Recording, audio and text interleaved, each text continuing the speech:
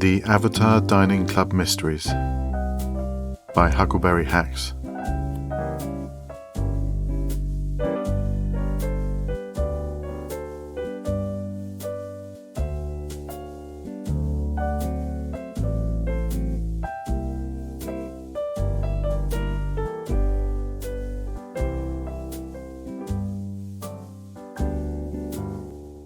Episode 1.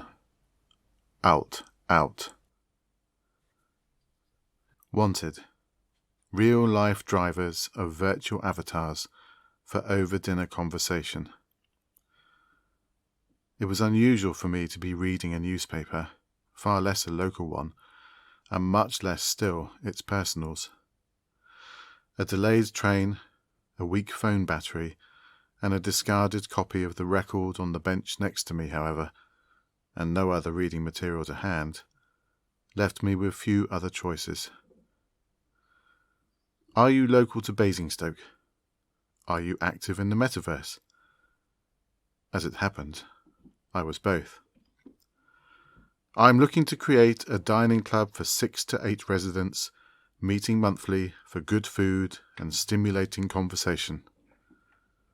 I liked the idea immediately. Ring Edward, it said. I made a note of the contact number on the back of my hand.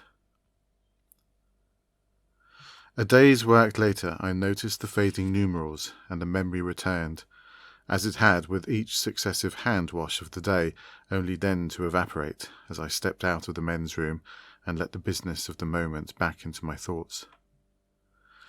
2 more washes, and it would be gone for good.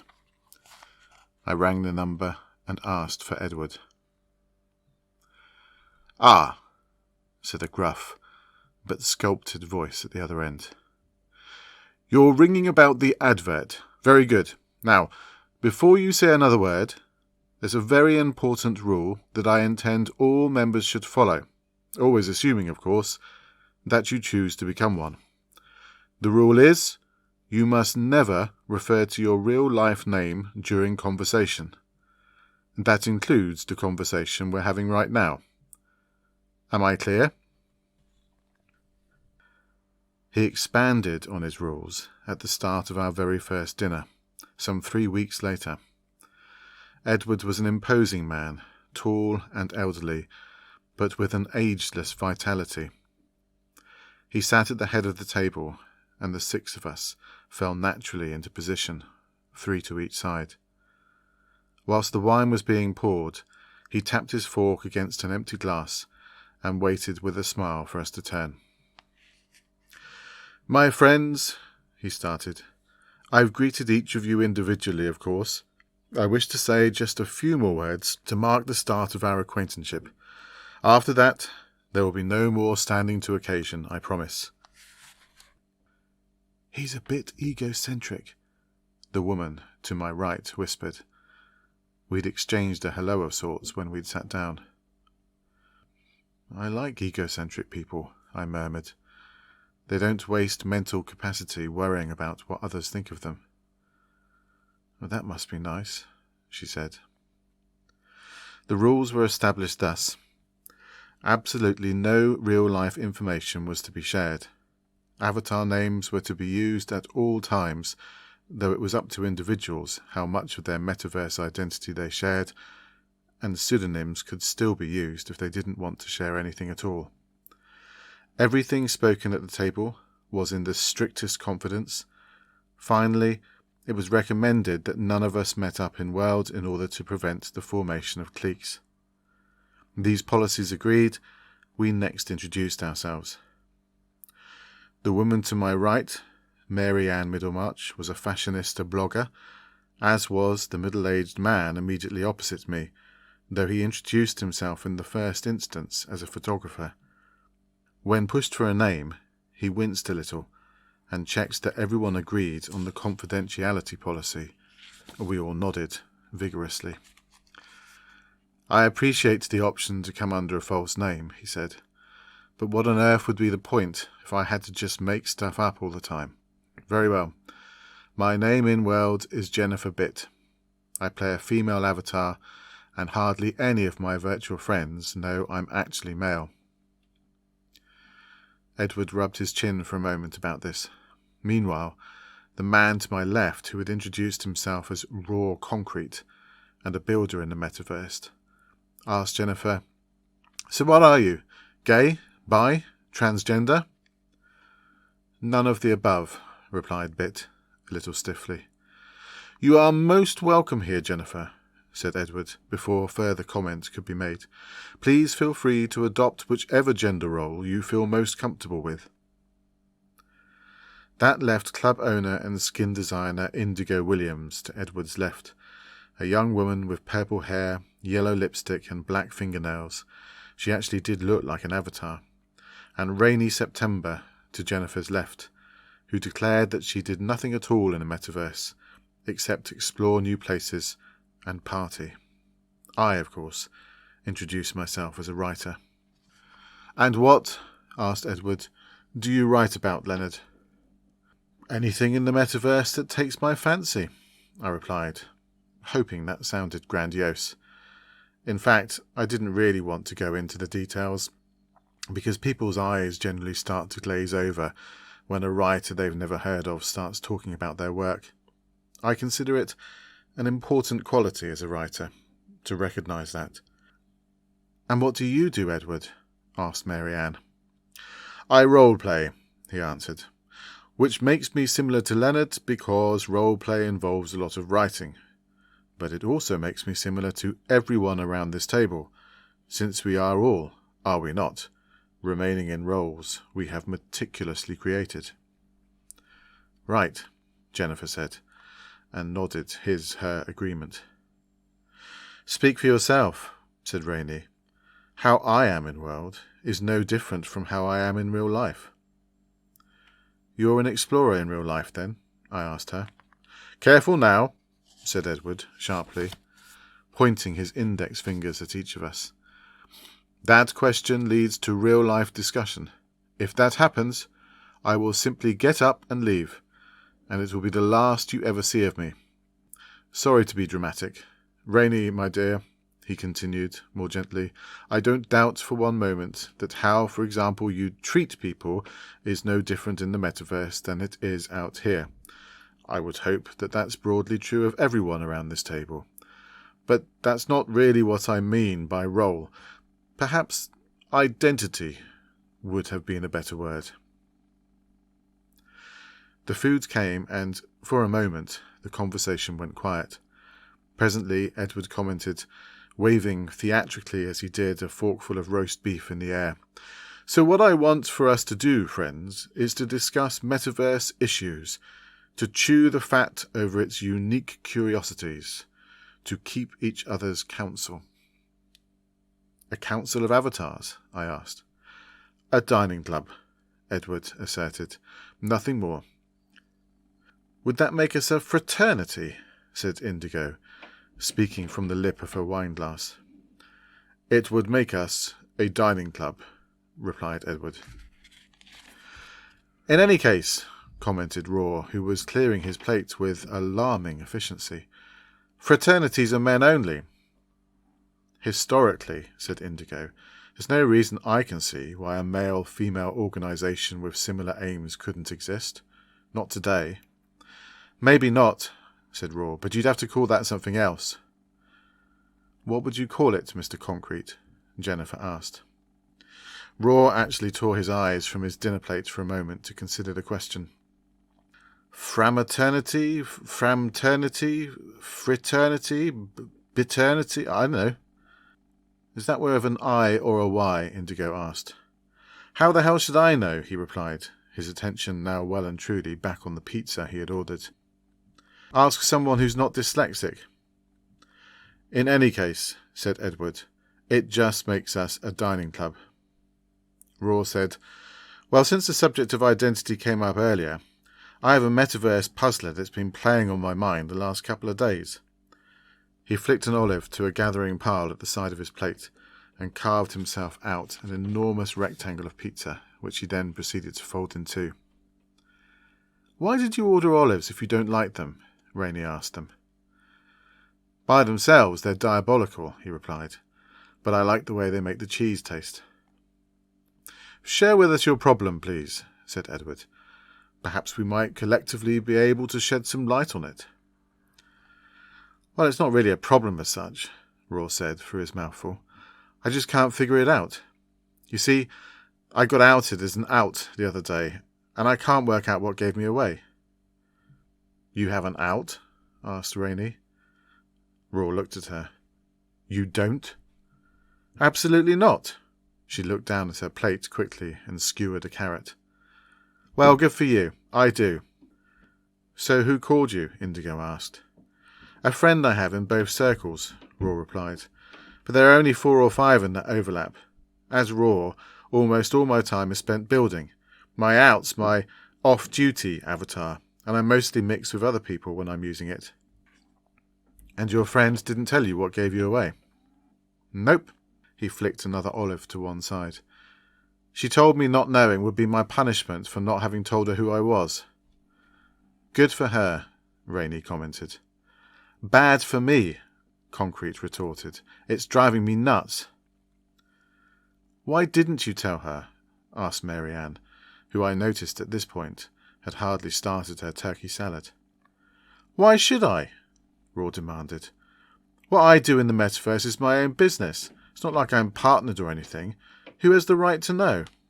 In any case, I don't even have these people in my friends list in my out account. They just happen to be in the places I visited as him. But they were on your list in your primary account, I said. Oh, sure. And Lily's one of my oldest pals.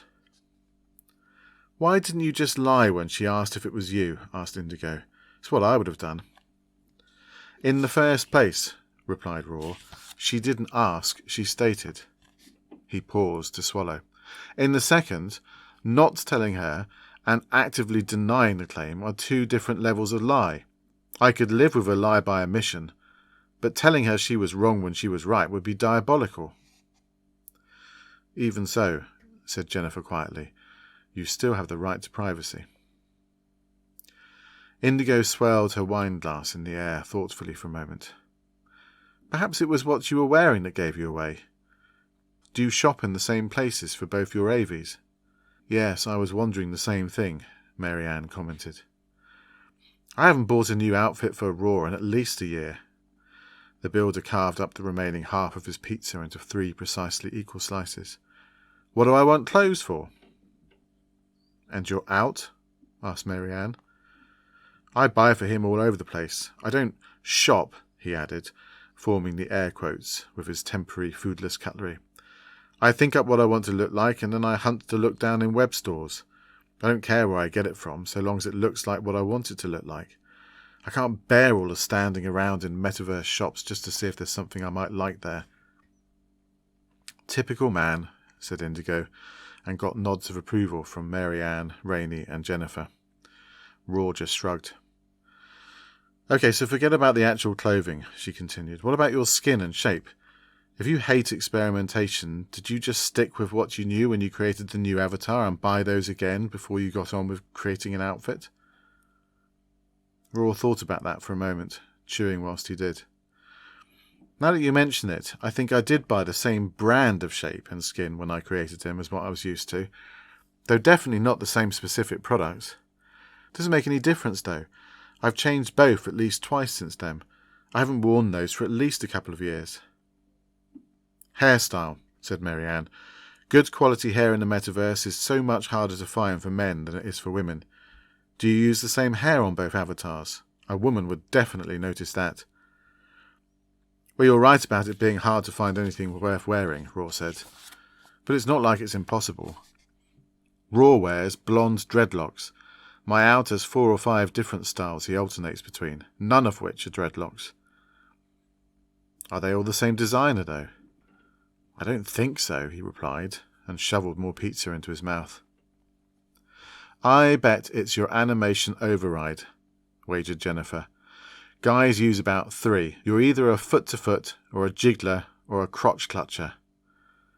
Concrete dismissed all this immediately. In the first place, I dispute your claim. There's loads of good AOs out there for men, though I know the sort of thing you're talking about, and the crotch one is diabolical. I didn't say there was an absence of choice, grumbled Jennifer, just an absence of choosing. In the second place, Raw continued, I use completely different animation sets for my two accounts. My building avatar has to remain still whilst I work. If he moves in front of small things I'm editing, it drives me mad. Well then, it has to be something about the way you write chat, I said, pleased to be owning the query concerning words. The way you say stuff, or the type of vocabulary you use. Actually, I did think about that, Raw replied, waving his fork at me whilst he spoke, so that a mushroom slice fell onto the tablecloth next to my plate of ravioli. I generally tend to choose pasta when eating out with people I don't know very well. It's just a safer option. The thing is, when I'm working as Raw, I really don't chat all that much, and when I do, I tend to talk technical stuff related to building, my friend's building, builds I've seen, and so on. It's not that I never chat informally, but it just doesn't happen all that much. Now in my out, on the other hand, I'm much more sociable. Well, the whole point of creating him in the first place was to have more fun. I'd even go so far as to say I forced myself to take part more in local chat. It's a completely different interaction. What about your emoting style? Indigo asked. Chat is one thing, but emotes can reveal your style more clearly. Unless you're a writer, she looked at me on this word, and I could swear she was dangling almost invisible quote marks around it. It's like a fingerprint. Simple, he replied. I never emote as Raw. I'm guessing you don't use voice in both accounts either, said Marianne. That would be too obvious. I don't use voice in either, Raw said, with a grimace. I wasn't convinced by his dismissal of my point about writing style and said so. It has to be that, I insisted. It's just something you're not aware of. Maybe you're right, he said. But I'm telling you, I talk in two completely different styles in there. Well, I still think it's something you were wearing, said Indigo. Maybe you don't consciously shop in the same places, but you could still have ended up wearing the same label. If so, then it was complete coincidence, Raw replied. And in any case, what if I was? Plenty of guys go around wearing the same designer as others. It's too slim a connection, and she was definite. All the obvious ideas depleted. The conversation suddenly lulled. I looked at our host, who had been taking in the whole thing with a large, satisfied smile on his face. What do you think, Edward? He leaned towards me. What I think, my dear fellow, is that this little idea of mine has already exceeded my best expectations. We must make this a regular occurrence. We must. Just a shame nobody could solve my problem, Raw said, and commenced his assault upon his final slice. Our host put down his cutlery and dabbed at the side of his mouth with his napkin. Well, perhaps I might be able to help you there. Edward, don't tell us you've gone and worked it all out whilst we've all been making fools of ourselves, said Indigo, smiling for the first time that evening. Hardly fools, my dear, said Edward. All very helpful lines of inquiry, I assure you. I must agree with Leonard, however, that the most likely clue would have to be something said. Fine, said Raw, but what? Something, a single word perhaps, which you might use as the situation demanded in both social conversation and discussions about building. Like I said, protested the builder, I can't think of anything. Edward smiled. We're so rarely aware of our own mannerisms. Did you know, my boy, that on 3 separate occasions this evening you've used the word diabolical to indicate your disapproval of something? One could just as easily describe a building as diabolical as a behaviour or predicament. Raw's fork, with its final mouthful of pizza, stopped halfway to his mouth. Diabolical, he repeated. I do like that word. Really? Do you think that could be it? Oh, come on, said Rainey. That's even more tenuous than the branded clothing. It's not like he said it every other word. Indeed, said Edward. Except we're not actually talking about a word that ever has been said in the metaverse by our friend here. As he told us a few moments ago, his communication in the metaverse is typed, not spoken aloud. He removed a ballpoint pen from his jacket and handed it to Raw with an unused paper napkin. "Be a good chap and write it down for me, would you?" Raw frowned. "Well," he said, "I'll have a go. But you really should be asking someone who's not dyslexic." "Ah," I said, watching. "The word itself," said Edward to Rainey, "would indeed probably only arouse at best a mild suspicion. But if there was something else about how the person wrote that word—" He held up the napkin, on which was written diabolical, D-I-A-B-O-L-I-C-L-E.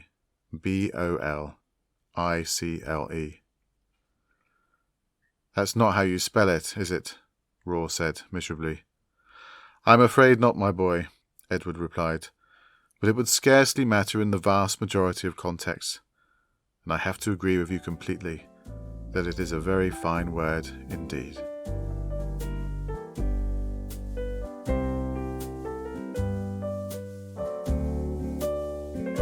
The Avatar Dining Club Mysteries was written and read by Huckleberry Hax.